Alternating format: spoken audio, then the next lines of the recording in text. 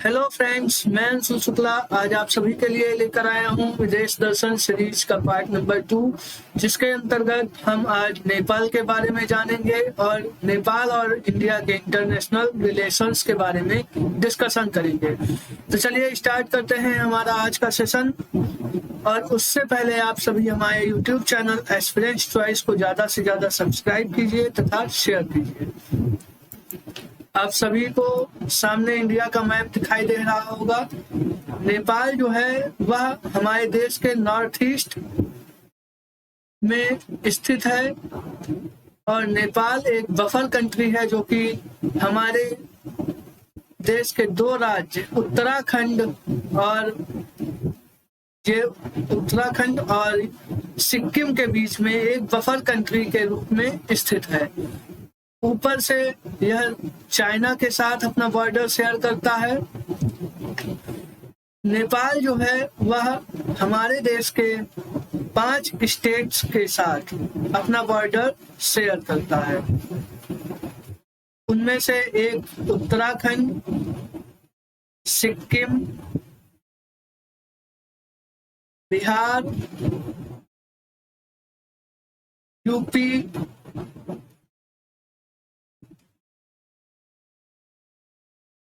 और वेस्ट बंगाल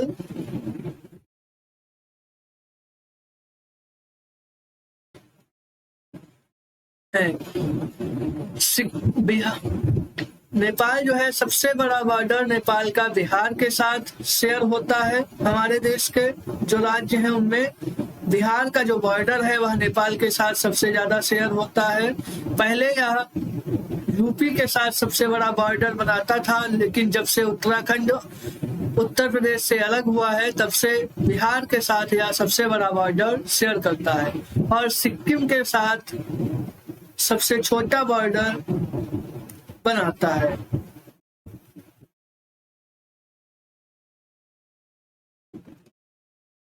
चलिए आगे चलते हैं। यह आप सभी को नेपाल का मैप दिखाई दे रहा होगा। ऊपर से इधर आपको चाइना की लोकेशन दिखाई दे रही है, यानी कि इसके उत्तर में चाइना स्थित है और जो इधर है वह 3 तरफ से भारत के साथ घिरा हुआ है। ये 3 तरफ से भारत से घिरा हुआ है। नेपाल की जो कैपिटल है आप सभी को पता है कि वह यह रही यहाँ पे काठमांडू। नेपाल की जो कैपिटल है वह काठमांडू है और यहाँ पर जो प्रेसिडेंट हैं वह विद्या देवी भंडारी जी हैं।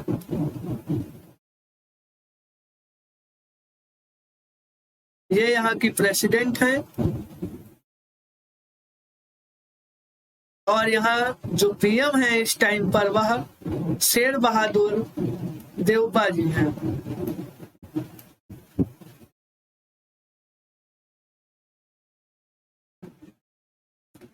इनसे पहले यहाँ के जो पीएम थे वह केपी शर्मा ओली जी थे।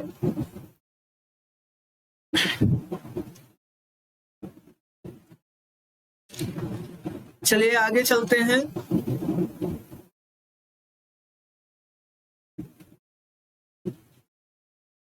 यहाँ पर आप सबसे पहले इनकी जो ऑफिशियल लैंग्वेज है उसके बारे में हम बता देते हैं आपको। इनकी जो ऑफिशियल लैंग्वेज है वह नेपाली है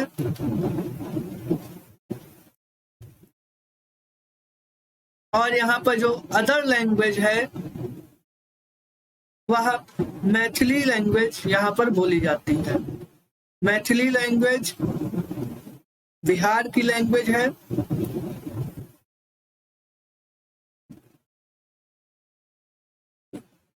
मैथिली लैंग्वेज का यूज बिहार के अंदर किया जाता है। यहाँ पर बिहार से काफी लोग माइग्रेट करके नेपाल के अंदर रहते हैं, जिनके द्वारा इस लैंग्वेज का उपयोग किया जाता है।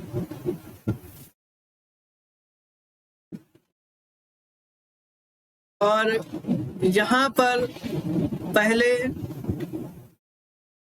किंगडम सिस्टम हुआ करता था, यानी कि यहाँ पर राजतंत्र हुआ करता था। 1768 के समय पर यहाँ पर राजतंत्र यहाँ पे हुआ करता था, लेकिन इनके देश के जो राज परिवार हैं उनके सभी सदस्यों को एक एक करके खत्म कर दिया गया। अब यहाँ पर नेपाल को डेमोक्रेटिक दर्जा यानी संवैधानिक दर्जा, लोकतंत्र का दर्जा 2015 में दिया गया।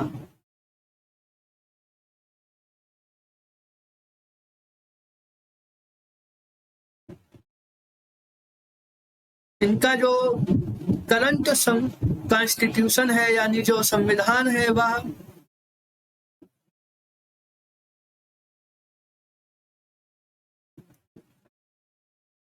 20 सितंबर 2015 को लागू किया गया। यह आप सभी के लिए काफी इम्पोर्टेंट पॉइंट रहेगा कि इनका संविधान जो है वह 20 सितंबर 2015 से लागू होता है। यहीं पे आपको बता देते हैं कि जो इनकी पार्लियामेंट है, इनकी जो संसद है उसे हम नेशनल असेंबली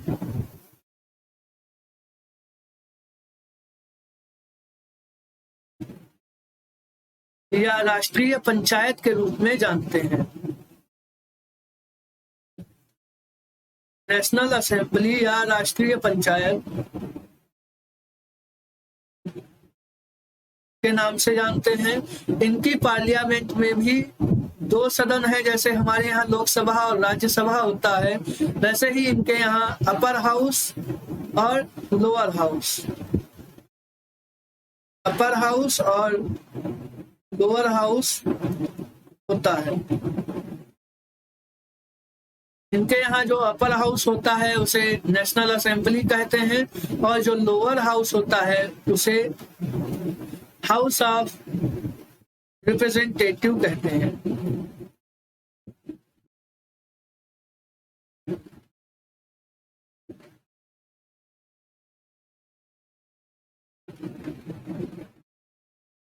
और यहाँ पर यानी कि नेपाल में फेडरल सिस्टम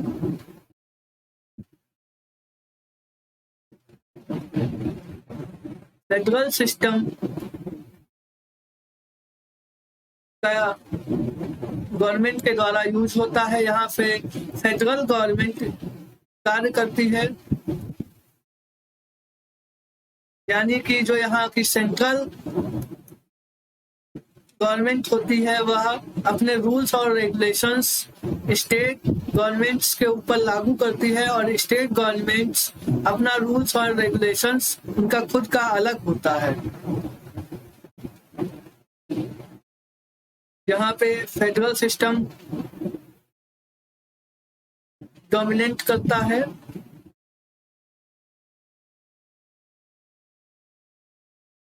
नेपाल जो है वह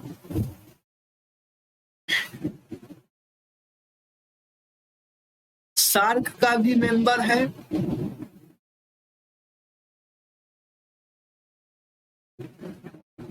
और सार्क का जो हेडक्वार्टर है वह नेपाल के ही काठमांडू में स्थित है। सार्क को 1985 में बनाया गया था और इसका जो चार्टर साइन होता है वह ढाका के अंदर साइन किया जाता है।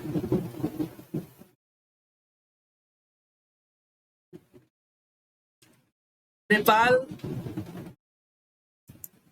बिम्स्टेक का भी मेंबर है।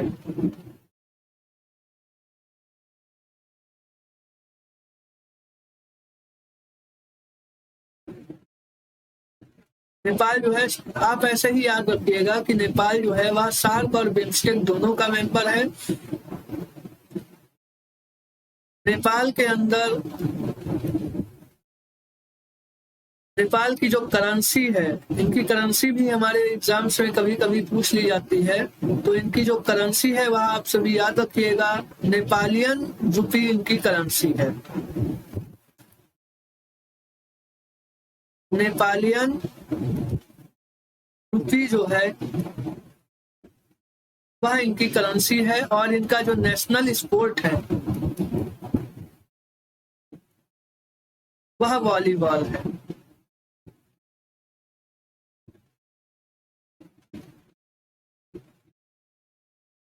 इनका जो नेशनल स्पोर्ट है वह वॉलीबॉल है।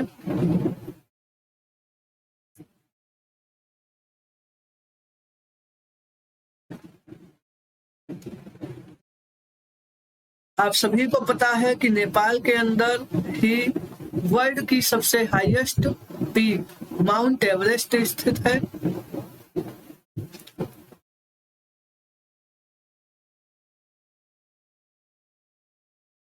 इसे नेपाल के अंदर सागर माथा के नाम से जाना जाता है।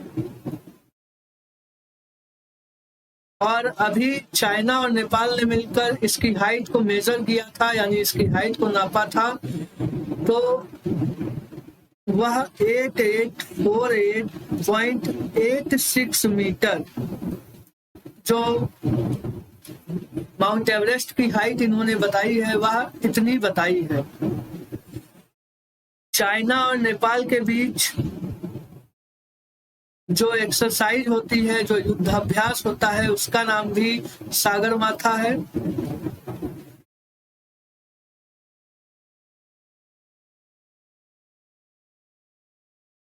और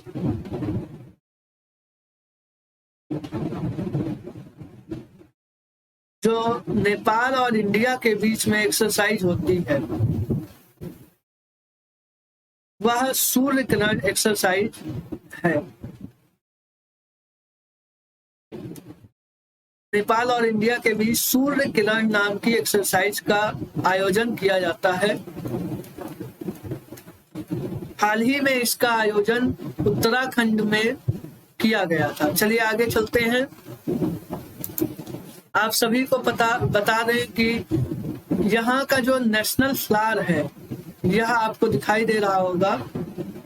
ये जो है वह रोडोडेंड्रॉन है और यह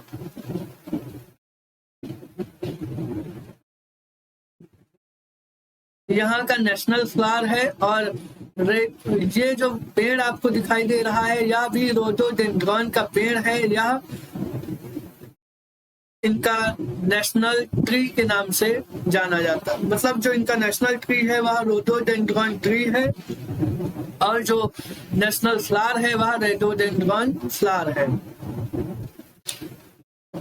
आप सभी को बता दें कि ये जो फ्लावर्स होते हैं, रोडोडेंड्रॉन फ्लावर्स हैं, यह भारत में सिक्किम के अंदर पाए जाते हैं। और इनकी जो नेशनल बर्ड है वह आप सभी को दिखाई दे रही होगी स्क्रीन पे, हिमालयन मोनल इसका नाम है, हिमालयन मोनल। यह इनकी नेशनल बर्ड है और जो इनका नेशनल एनिमल है वह काऊ है, यानी गाय है।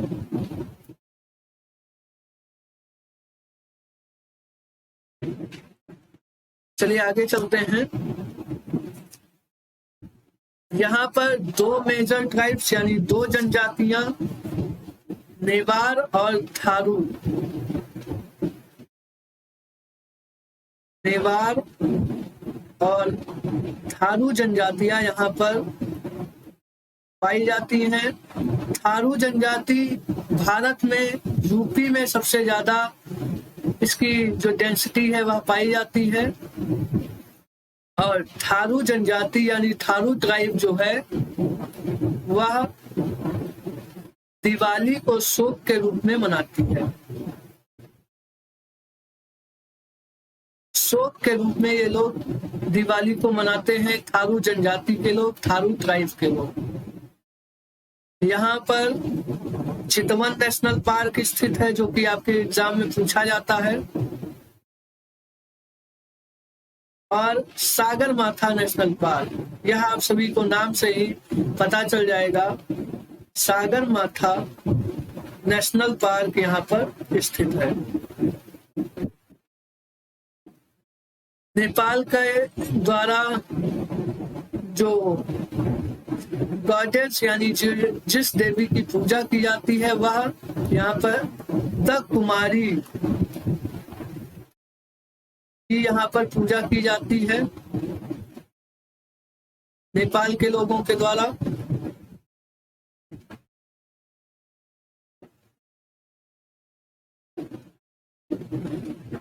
और सबसे मेन पॉइंट आप सभी के लिए यहाँ पर जो कपिल वस्तु है जो कि लुम्बिनी के अंदर स्थित है, कपिल वस्तु लुम्बिनी, यहाँ पर गौतम बुद्ध जी का जन्म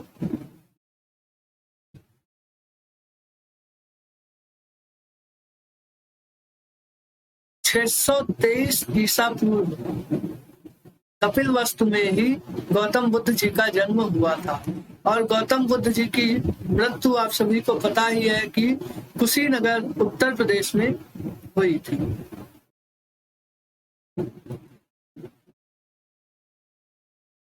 इस दृष्टि से कपिल वस्तु बहुत ही इम्पोर्टेंट है और यह स्थान हमारे एग्जाम्स में पूछा जाता है। चलिए आगे चलते हैं। एक अन्य टेम्पल यानी पशुपति नाथ टेम्पल जो है वह नेपाल के अंदर काठमांडू में स्थित है। यह काठमांडू के अंदर स्थित है यह टेम्पल, पशुपति टेम्पल। और यह टेम्पल जो है वो लॉर्ड शिवा यानी भगवान शिव जी को समर्पित है, यानी लॉर्ड शिवा को डेडिकेटेड है। इसका जो जीर्णोद्धार है वह इंडिया के द्वारा यानी इसे रिकंस्ट्रक्ट इंडिया के द्वारा कराया गया था। इसके लिए फंडिंग भी इनको इंडिया के द्वारा दी जाती है। साथ ही साथ आपको यहाँ पर इनका नेशनल फ्लैग दिखाई दे रहा होगा और इनका जो नेशनल फ्लैग है वह 2 ट्रायंगल्स के द्वारा बना है, जो कि हिंदुइज्म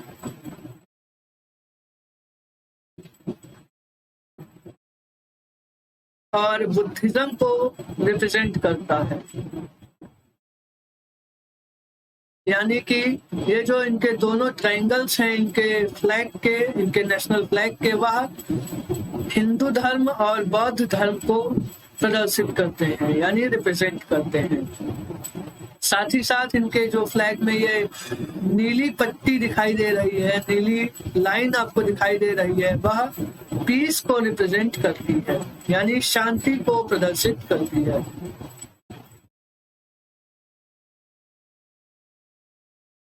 जो इनकी ब्लू लाइन है इनके फ्लैग की वह पीस को रिप्रेजेंट करती है।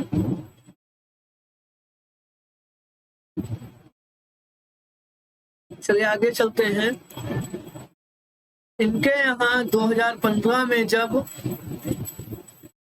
आप सभी को बता दें कि इंडिया और नेपाल का जो इंटरनेशनल रिलेशंस है इनके बीच में, इंडिया और नेपाल के बीच, वह रोटी बेटी का रिश्ता के नाम से जाने जाते हैं। इंडिया और नेपाल के बीच यह शब्द आपसे पूछा जाएगा कि रोटी बेटी का रिश्ता किन 2 देशों के बीच में है, वह नेपाल और इंडिया के बीच इस शब्द का उपयोग किया जाता है। इनके यहाँ 2015 में जब अर्थक्वेक आया था यानी भूकंप आया था, तब इंडिया की जो डिजास्टर फोर्स है NDRF, उसे भेजा गया था इनकी सहायता के लिए।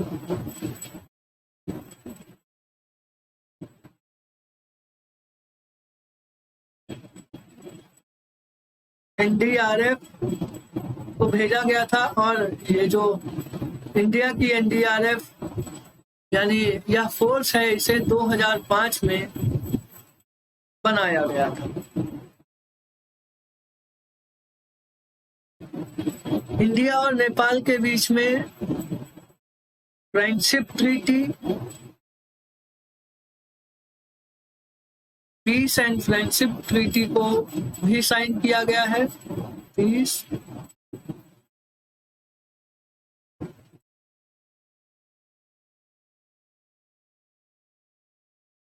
और यह जो ट्रीटी है वह 1950 में साइन की जाती है इंडिया और नेपाल के बीच।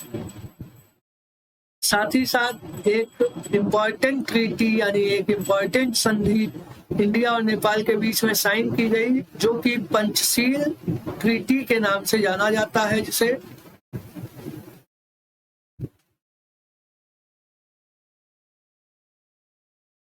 और यह जो ट्रीटी है वह 1954 में साइन की गई इंडिया और नेपाल के बीच में।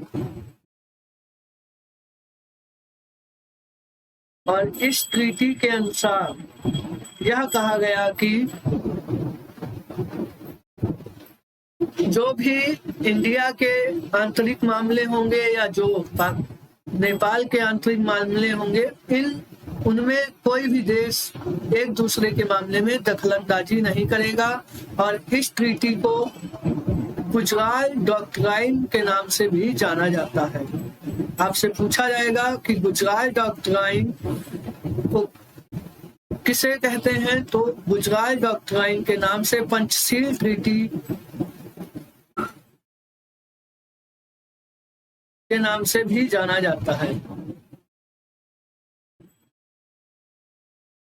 साथ ही साथ एक इम्पॉर्टेंट ट्रीटी जो कि ब्रिटिश रूल्स के टाइम पर यानी ब्रिटिशों के द्वारा इंडिया और पाकिस्तान के बीच इंडिया और नेपाल के बीच साइन कराई गई थी, ट्रीटी ऑफ सौगाली।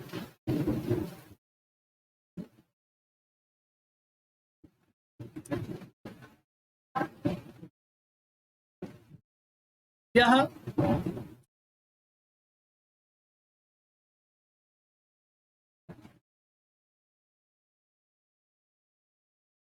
1816 में साइन कराई जाती है। इंडिया और नेपाल के बीच में इसे ब्रिटिशर्स ने साइन कराया था। ब्रिटिश गवर्नमेंट के द्वारा साइन कराया जाता है 1816 में।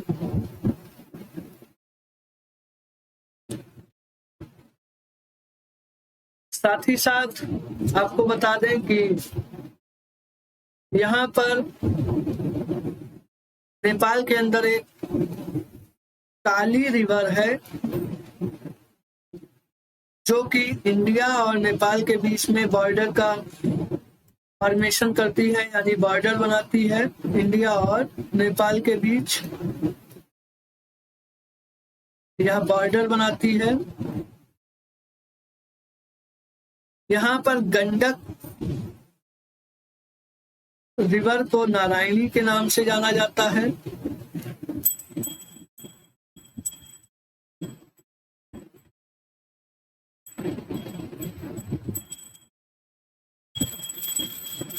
साथ ही साथ एक नेपाल से नदी आती है, कोसी नदी, जिसे कि बिहार का शोक के नाम से जानते हैं, यानी सरो ऑफ बिहार। इसकी एक ट्रिब्यूटरी है या इसकी एक सहायक नदी है अरुण रिवर, जिस पर नेपाल में इंडिया के द्वारा अरुण थर्मल प्रोजेक्ट को कंस्ट्रक्ट किया गया है।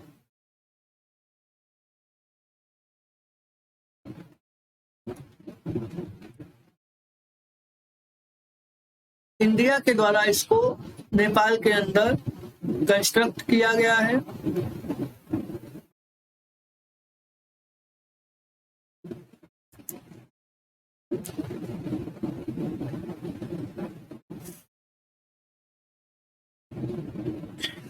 इंडिया और नेपाल के बीच में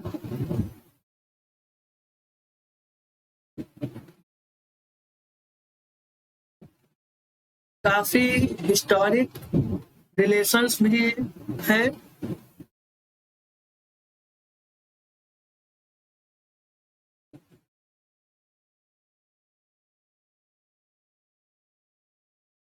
और इंडिया और नेपाल के बीच अभी कुछ दिन पहले काला पानी और लिपू लेक विवाद यानी डिस्प्यूट भी क्रिएट हो गया था।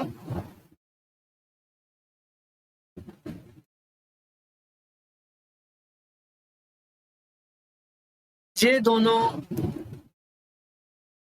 जो जगहें हैं काला पानी और लिपू लेक वह इंडिया के अंतर्गत आती हैं।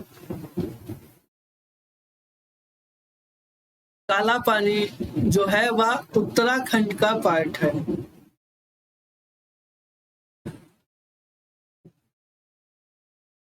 तो चलिए यह था हमारा आज का सेशन। आई होप आप सभी को अच्छा लगा होगा। आप हमारे YouTube चैनल को ज़्यादा से ज़्यादा सब्सक्राइब कीजिए तथा शेयर कीजिए और